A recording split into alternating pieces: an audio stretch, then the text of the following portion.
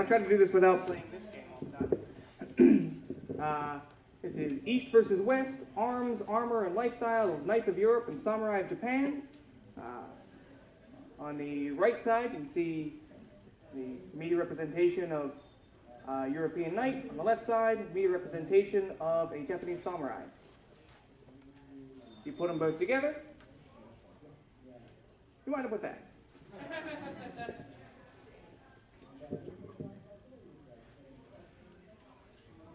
Notre centigne moins. Monsieur Ricard du Chappet de Pittsburgh. His Honor, Monsieur Shaffer, welcomes to his chambers the Venerable Eda Kusama, the Tekko no Kami. Well, that's the first time today I've been called it. I was a history consultant for 2 online games, technically 3. Single Gymnasium and Heroes of Chaos Europe, also Heroes of Chaos Japan. One of those 3 games exists anymore. Servers are down, they're old. Also the author of 2015's Escort. Has nothing to do with this, I'm just shameless plug. And I'm the guy in front of the camera for the YouTube series Samurai Gaiden, where the first Friday of every month we talk about a different event or person in Japanese history.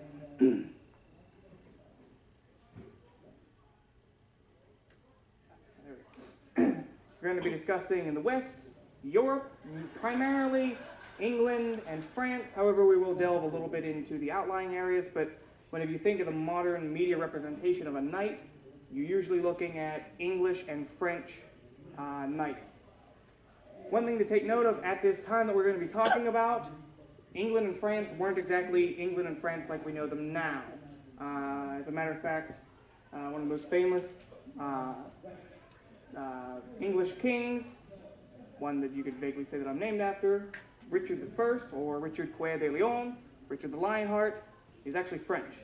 In his entire reign of 2 decades or so, he spent maybe a year and a half in England. The rest of it he spent in northern central France, Anjou, Poitiers, where he was from and where he ruled. In the East, we'll of course be talking about Japan. Mostly we'll be talking about the central areas, however we will get into some of the outliers. We'll cover more of the entirety of Japan than we will the entirety of Europe. In the West, we have the knights. They were members of the nobility of medieval Europe. They considered themselves an educated, artistic, honorable society of gentlemen of combat. They owned land in exchange for service to an overlord. We'll talk about fealty and homage later. They weren't super fond of peasants. And they considered themselves an elite cavalry force. This is in comparison to in the East where we have the samurai, who were also members of the nobility of medieval Japan, considered themselves an educated, artistic, honorable society of gentlemen of combat. They owned land in exchange for service to an overlord, and also not super fond of peasants, also considered themselves an elite cavalry force. So, even though it's 2 totally different sides of the world, they still wound up evolving into this, I guess not the same, but a very similar branch of the aristocracy. The first thing we'll talk about is actually not the knights and the samurai themselves, but the peasants who served under them, particularly in combat. During the 13th century, King Henry III of England, he was the first to really solidify the conscription service. He said that the lowest level of peasant must report with a bow, 2 quivers of arrow, and a knife. This was the lowest line of peasant defense for the knights in combat. The next level up, we're expected to show up with spear, shield, and a helmet. They generally wore padded linen armor, maybe leather armor. As it goes on in timeline, you get more things: jack chains, plate armor, chainmail, ringmail, scale mail. The lower nobility may also be armed with mail, chainmail, sword, shield, a pole arm of some kind, either a halberd, a pike, a spear, and they may even be mounted. These men we often call knights, however they weren't technically knighted a lot of times. but they were of a sort of land-owning classification. So you could consider them nobility. They weren't officially a knight. They weren't knighted. They weren't barons. They weren't the aristocracy, but they were wealthier men who could afford to replicate a knight in combat. Eventually gave way to mercenary forces, men-at-arms, who were oftentimes actually better armed and equipped than many of the knights, who by this time had relegated their wars to the men-at-arms, who now made more money at war than the nobleman, who made his money from taxing the farmers in the fields. Common archer. As a matter of fact, Henry III, whenever he was fighting against Wales, and after he conquered it, you could say, Welsh archers, Welsh longbowmen, were very important to the English forces. Where the lowest rank of peasant was supposed to show up with a bow and 2 quivers, Welsh longbowmen were actually paid more than English spearmen. Common English spearmen of the 11th to the 13th century, as you can see. Sword, spear, shield. He doesn't have his helmet, so he might not get paid fully. And there would be a lower nobleman, possibly even to a knight whenever he's off his horse. In the east, we have the Japanese ashigaru. Now, especially if you played Shogun Total War, you'll see the ashigaru as the peasant infantry. Ashigaru weren't technically always peasants. Ashigaru is just, it's Japanese for light foot. Particularly, it was a branch of not well-armored infantry. Now, generally, peasant conscripts were the ashigaru. They often went totally without armor. If they did have armor, it was called, the translated term is honorable loan armor. This was something that their lord gave to them in exchange for servitude. They didn't have a choice, by the way. And it was up to their master if it was just a roaming kokujin or jizamurai. He might not even be armored himself, or he might just have a breastplate and a helmet, so he's certainly not going to spring for weapons and armor for his peasant conscripts, the 6 of them that are following him. He may even just cut a couple of bamboo shafts and say, "Here's your spear, don't die." Pre-Sengoku period, Kamakura, Asukanara, the Heian period, they were primarily archers or horse guards. They were there to support the man on the horse, the samurai. In the early Sengoku period, we start to see the Japanese adopting phalanx tactics. Masses of spearmen fighting against enemy cavalry. And very quickly they realized, let's not charge the horses into the spearmen, so it became spearmen versus spearmen. In the late Sengoku period, we got more gunners once firearms were brought to Japan. That would be a pre-Sengoku period guy. He's got the box-style armor, a naginata, which is an anti-horse weapon, and a bow and arrows. There you get more into the Sengoku period. Takeda spearmen. And then you have the matchlock arquebus in the late Sengoku period all the way through the Edo period, whenever guns became more popular. So, anybody tell me what the primary weapon of the European knight was? A lance? Good. They were mounted lancers. The idea was charge the enemy, hit him with the lance. The momentum of the horse, preferably at top speed, crashing against the enemy, puncture the armor, often break through their shield, even metallic shields. Anybody tell me what the primary weapon of the Japanese samurai was? Katana. The katana? Anybody else? Hauberk? Bow and arrow.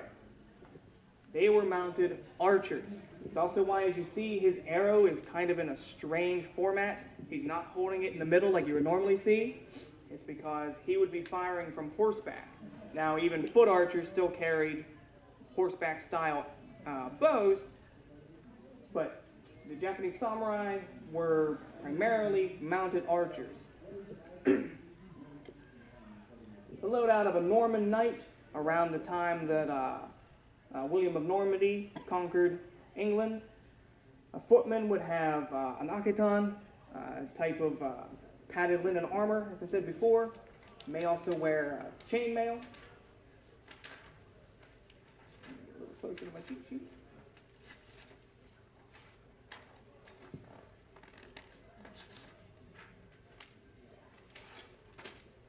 I'm going to screw a bunch of these armor names. Hauberk, there we go. Blanked on me. The male suit that covered the entire body down to kind of like an armored skirt was the Hauberk. This was very popular all the way up to and including when plate mail was developed. They would wear it underneath their plate mail. It was another layer of armor. It could definitely stop a glancing blow from a sword.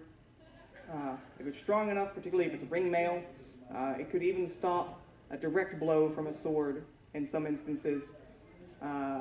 Whether or not, if he was hit here, whether or not his shoulder was still in one piece was a different matter. Would it stop a mounted cavalryman's lance? Not at all. You see there, they developed shields. Shields are definitely a more European idea. The Japanese didn't really do shields very often among their nobility. You don't see it very often in media portrayals, but shields, particularly small buckler shields, were not exactly uncommon among the lower folks, especially, I can't think of the Japanese term for it, but it basically translates to pot shield, a pot lid shield. It was literally the iron shield from pot that they would band on their arm and then use a small knife. Not your prime warrior, but better than just getting slaughtered. As you see, the kite shield was good because it could help to protect the horse as well. That's why it developed strongly in Europe. Eventually, we give way to, in the 15th and 16th and 17th centuries, plate armor. This gives better protection than chainmail, the chainmail Hauberk. It is significantly harder to move in. It is much heavier. A full suit of plate mail armor might weigh in excess of 80 pounds, and that may be as an addition, the Hauberk underneath. As you can see in his left hand, he's got a club. This was very good for fighting against other plate mail armored knights. His sword is not going to penetrate the other guy's armor unless he hits a vital point, the shoulder, a joint, even sometimes not necessarily the neck. Helmets developed that were actually part and attached to the armor. But the club, you hit the plate mail, it dents in, it's harder to breathe, you can break the bones underneath. So that's where maces came into effect, much larger in European. Samurai load up, as you can see, mounted archers. Their armor was primarily made out of lacquered wood rather than iron or steel. And part of the reason is because Japan is a much more humid area, so before galvanization and stainless steel and such came about, long before that, iron armor would often rust, particularly if not used for a prolonged period of time. A rusted piece of armor was something easier to penetrate. So they developed a way to band small pieces of wood together, lacquered wood, and create strength from that. They actually had arrows designed, they were called lace cutters. They had a little head like that on them, and the idea was to shoot them, it would, even if it just grazed his armor, hit his armor, it would cut the laces, so his armor would fall off. He's then easier to stab.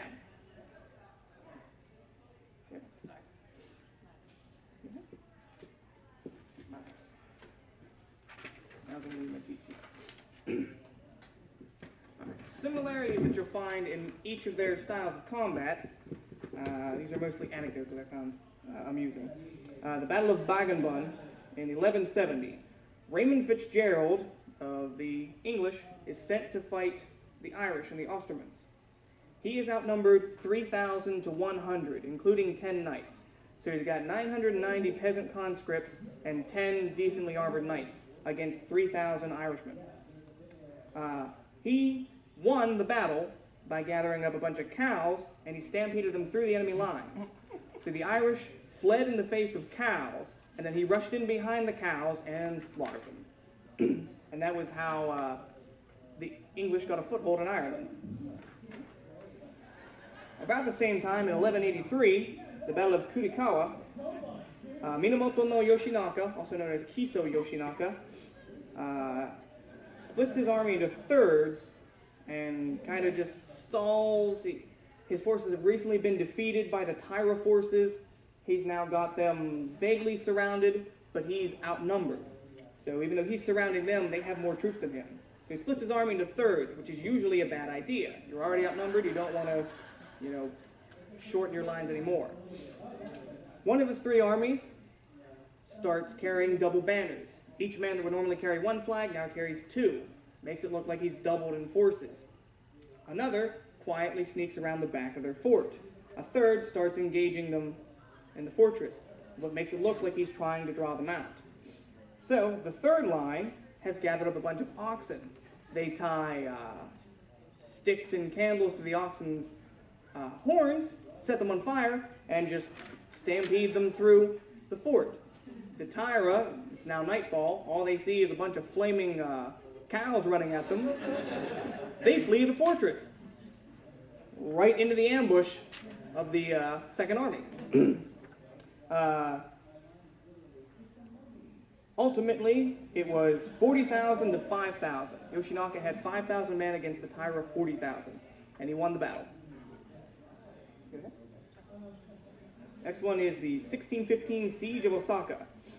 Here, this is after the Battle of Sekigahara. It is the last stand of the Toyotomi family. Tokugawa's eastern forces have surrounded the castle, and it was a two-stage siege. In the first stage, Osaka was nearly impregnable. He couldn't bypass the moats, he couldn't bypass the walls, so he fired cannon. Europeans had brought cannons to Japan by this point. Tokugawa lined up all of his cannons and fired them at the castle. He was out of range. Couldn't even hit the castle. But he knew that the young lord of the castle was, a whipping boy for his mother. All he had to do, and sometimes they didn't even load cannonballs into the cannon because they knew it was a waste, it wasn't going to hit. Just fired the cannon night and day until young Lord Toyotomi's mother decided she was too scared and she couldn't get any sleep, so she convinced him, let's just surrender. And they did, and that was, after the surrender, Tokugawa's men filled in the outermost layer of moats. So when they went to war again, a few years later, Tokugawa was able to get his cannons much closer. Toyotomi forces had to fight him in the field where he had a stark advantage. The Toyotomi forces lost, and that is where 250 years of Tokugawa rule comes in. In 1627, we have the Siege of La Rochelle. The French Royal Army, which is Catholic, is fighting against the French Huguenots. Huguenots, I don't speak French, I'm not sure. Which are Protestant French people. Similarly, Cardinal Richelieu, who is usually the bad guy in anything Three Musketeers related, Cardinal Richelieu surrounds the city of La Rochelle, which is the French Protestant capital at this point. It is either the second or third largest city in France, with a population of 27,000. He begins bombarding it with his cannons, and eventually, due to attrition from disease, starvation, and the constant bombardment of the cannons, the city surrenders. When it surrenders, it is down to a population of 5,000. 22,000 people died in the siege. He didn't even go over the walls. He just waited for them to surrender. We similarly have, as I said, east or west, they were considered themselves at least aristocratic noblemen. They each governed by a code of honor, chivalry in the west, Bushido in the east. However, they both had similar breakdowns of honor. In the Battle of Bosworth in 1485, the last major battle of the War of the Roses, Wars of the Roses, the Duke of York, who by this point had crowned himself King Richard III, I want to get this right. He is backed by Henry Percy, the Earl of Northumberland, and he is fighting against Henry Tudor. Now, a third line of things is Stanley Percy? Thomas Stanley, who is kind of watching the battle. He's pledged to support Richard III, but so far he hasn't moved. So Richard's forces, which outnumber Henry's, engage. However, Henry's commander is better. Richard's forces start to falter, and so he gives the command for the two wings to engage, one of which is led by Henry Percy. Percy, to this day we don't know if he obstinately refused, no, or if he simply didn't understand the command. It was a foggy and smoke-filled day, so he may not have been able to see the signal. For whatever reason, he sat there and didn't engage. Richard, seeing his forces about to collapse, led a valiant charge into Henry's main forces, hoping to kill Henry. Once the enemy commander's dead, the battle's won. Stanley, who, like I said, was supposed to be on Richard's side, sees Richard away from his troops, moves in to engage, comes around behind him, and his forces kill Richard. Betraying him, Henry is able to win. The Tudors take over England. Similarly, in 1600, I mentioned the Battle of Sekigahara. Here, the East and the West are fighting. The West have slightly more troops. It's roughly 40,000 to 35. A major reason for this is the eastern side, led by Tokugawa. His son is busy doing something he's not supposed to, and 15 to 20,000 men aren't there at the battle. Tokugawa marches into a valley. He's now surrounded. However, the Shimazu clan on the western side are supposed to engage. Ishida Mitsunari, the leader of the West, tells him engage. The Shimazu were, proud, noble samurai. Ishida wasn't a warrior. Although he was of the samurai caste, he was a politician. He was a bureaucrat. He ran cities, not armies. So the Shimazu said, no. When you get a real warrior to command us, we'll move. And he sat there. Eventually, Kobayakawa, who had been dealing with Tokugawa through the entire lead up to the battle, takes his 10 to 15,000 men and decides, put up the eastern flags, we're defecting. He marched in behind his own allies, took them from behind, and the western forces were defeated. It didn't help, too, that once the Shimazu saw the betrayal, they said, oh, time to go home. And there was actually western reinforcements on the way. They passed them on the road and said, oh, battle's lost, go home. Sekigahara was a win for the outmanned eastern side, which eventually led, like I said, to the siege of Osaka Castle, 250 years of Tokugawa rule. One major difference you'll see is mercy versus seppuku. In the West, the idea of defeating a nobleman was that you could make it like a profit. If I'm fighting in a battle and I defeat another knight, I jump on him, I pull out my knife, and he says, mercy. Very well. I pick him up, I take him prisoner, I ransom him back to his family. Same thing with even, peasant troops often were ransomed if, a besieging city was captured, 5,000 troops. All right, I ransomed the 100 knights, I ransomed the 5,000 men back to their families. Even if his lord won't pay them, the family will often pay it. Richard the Lionheart himself was captured and ransomed by his allies after the Crusades. Long story basically comes down to, a little bit of pride. When Jerusalem was taken, it was the Crusade of Kings. King of England's flag, the King of France's flag, the Duke of Austria's flag. Now, yeah, he was the nephew, I believe, of the Emperor of Rome, but he wasn't a king, so Richard threw his flag on the ground. He doesn't belong up here. Yeah, his men may have done most of the work even, but his flag doesn't belong up here. Lo and behold, when he's going back to England, he has to go through Austria. He gets captured, ransomed off for 50,000 marks, which is a lot of money. In the East, you have seppuku. Oftentimes, the idea wasn't to capture the man. It was to kill him. Preferably, if you can get a hold of him and he's alive, you can kill him in a brutal fashion. That will make sure that nobody else wants to be on the same side as him ever again, that side being against you. So they developed seppuku, where you would kill yourself in a brutal fashion to show, you didn't get to kill me, I stole that honor from you. And I didn't go easy, so I wasn't afraid of you. And it was generally done, cut open your own abdomen. If you were a real man, you would do two slices, one horizontal, one vertical. Not very many people did that.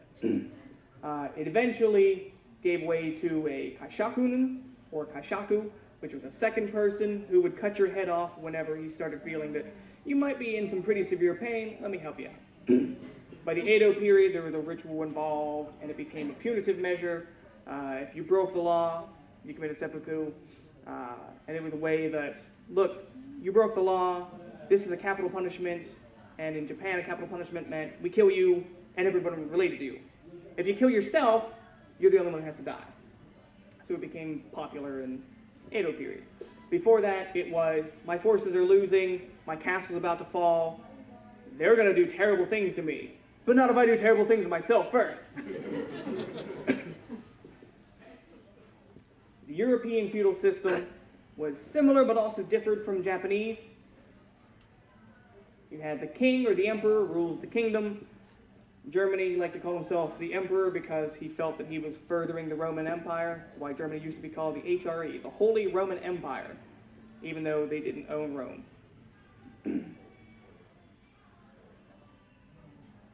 There we go. Underneath that were the noble lords, dukes, counts, barons, earls, viscounts, marquises. They ruled a section of the kingdom. They would rule a duchy or a county. That's where we get the name county from. This is Allegheny County. It was where a count would rule. Also principalities. A prince wasn't necessarily related to the king or queen or the emperor. They may just rule a principality. Although most people who ruled principalities were a distant relation who was shipped off. Go run this principality and don't try to take my crown. And then underneath the noble lords, you had knights who paid a fee. They were in fief or in fieft, or the original word looks goofy, it looks like in fioft. But they were given land in the barons' lands, the viscounts' lands, whatever, the noble lords' lands. And in exchange for that land, they were given the income from that land. In exchange, you now owe me military service. This is also where we get the word fee for if you have to pay a fee. Because eventually, the noble lords had given away enough of their land for military power that they weren't making a whole lot of money. So when it came time to, okay, I've given you this land, we're now about to go to war, I need your military service. And it wasn't necessarily in war times. He might be called up to guard his lord's castle, in which case he's away from his lands, so it's not getting run as well as he might like. If you want something done right, do it yourself. Can't do it myself if I'm 600 miles away in the lord's castle guarding a gate. So, well, instead of coming and serving me militarily, give me 5% of your annual, income. So you paid your fee. And peasants worked the land and ran the economy. They were the merchants, the farmers, the artisans, the guys who dug the moats. In the European feudal system, you had fealty and you had homage. Fealty was, my lands are sworn to you. For instance, King Richard, Lionheart, as I've mentioned a few times, he swore fealty to one king, but homage to another. He swore fealty to the King of France because his lands were technically considered French. So he said, Anjou, Poitiers, my lands belong to you. But, homage, the man, I am sworn to my father, King Henry. So, if a dispute in France came up, Richard's troops from Anjou, Poitiers would march in favor of the French. But if an English crisis came up, Richard would march for England. Until Henry tried to pass him over for succession, he said, well, fine, I declare homage to the King of France instead. Which he did until he became king. In the Japanese feudal system, you have the emperor. He owns all of Japan. He is, by divine right, just like the kings and emperors in the West, he is the ruler of Japan. We eventually get the Seitai Shogun, Shogun for short. He is the military regent. He rules on behalf of the emperor. And although there are times where this is done through military acts, a lot of it was done through the emperor was like, you know, I'm the emperor. I don't feel like doing anything. Do this for me. Beneath them you have the Kuge, the imperial courtiers who run the government.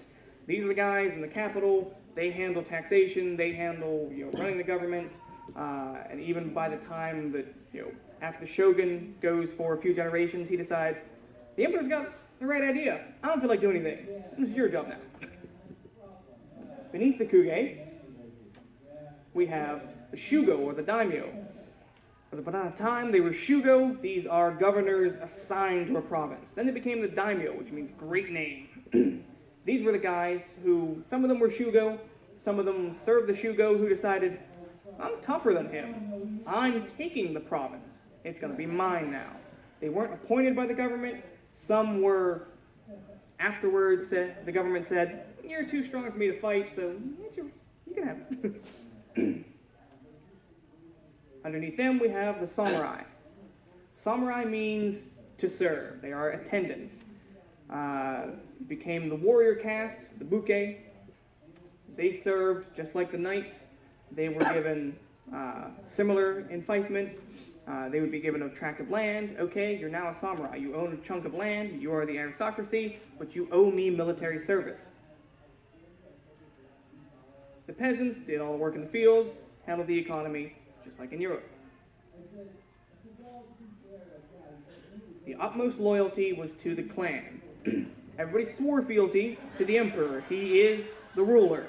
And yeah, the shogun, sure, when I'm not trying to conquer him, he's my master. But ultimately it comes down to my family, my clan, that's the most important thing. I might serve someone, he's important, but he's important because my clan will prosper under him. It was similar with the knights, but in Japan, they weren't so secretive about it. They weren't like, the king's the important one. They were like, yeah, the shogun's important just because he's got more army than I've got.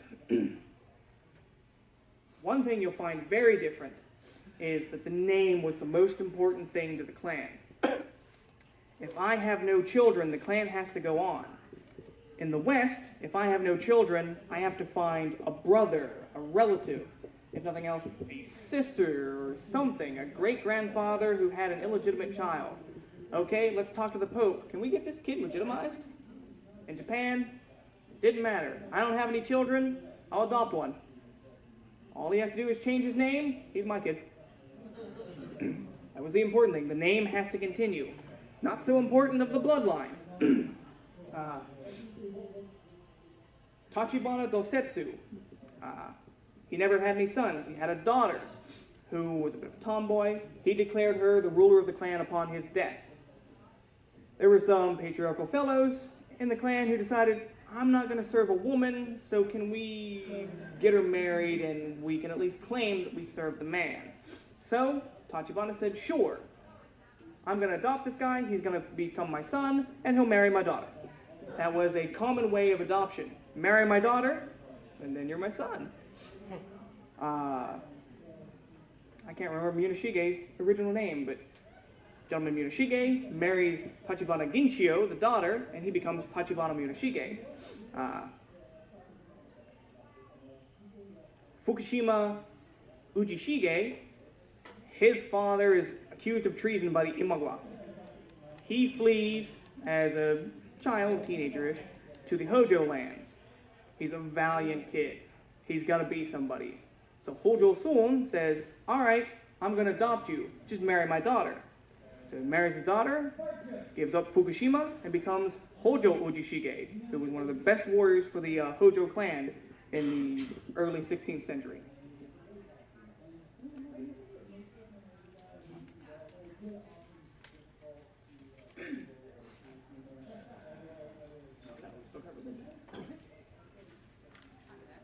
Yeah.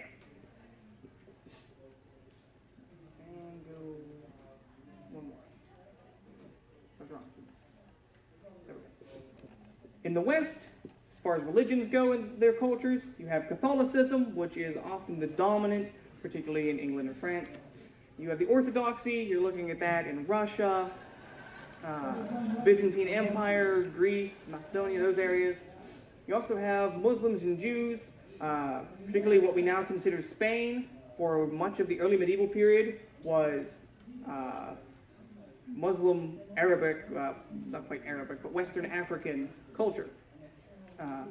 Sure, you've all heard of the Crusades. One of the first aspects of one of the early Crusades, the Spanish Inquisition, you could vaguely call it crusade, that was Catholicism retaking Spain from the Muslims. The Crusades were trying to retake the Holy Land. I guess not really retake, it didn't own it in the first place. Take the Holy Land from the Muslims and the Jews. However, one thing that they don't talk about a lot in media portrayals is that there were 6 northern crusades as well. The Catholics fighting against fellow Christians, the Orthodox Christians, to take Finland, Norway, Lithuania, those areas. The Teutonic Knights, if anyone's heard of them, they weren't actually designed to take the Holy Land. Their job was supposed to take Northern Europe from the Orthodox Christians. Eventually, Catholicism and Orthodoxy kind of bring it back together and say, all right, we're both Christian, we're cool. But that's whenever Catholicism, shortly after, some guy named Martin Luther pins an op-ed to the door of a church, and we get Protestantism. The Siege of La Rochelle was the Catholics fighting against the Protestants.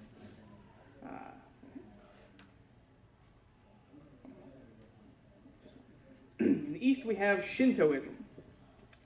This is kind of the dominant religion of Japan. It is an ancestral worship kind of thing. Everything has a spirit. We worship everything. There are divine beings, kami. Eventually, from China and Korea, we get Buddhism in there. And at first, they fight against each other. There are actual wars, Shintoism versus Buddhism. Eventually, they become kind of one and the same, and they get adopted even nowadays, most Japanese people will consider themselves half Shinto, half Buddhist to create kind of a very Japanese religion. We eventually get Catholicism brought in there in the early mid-16th century when the Portuguese Jesuits show up. They brought with them gunpowder, a desire for gold, and here's a whole country full of people who aren't Catholic. Let's change that.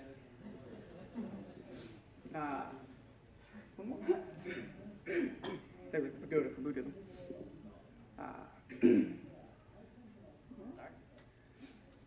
With these two, these are partially engaged in the religion, partially just cultural, different funerals.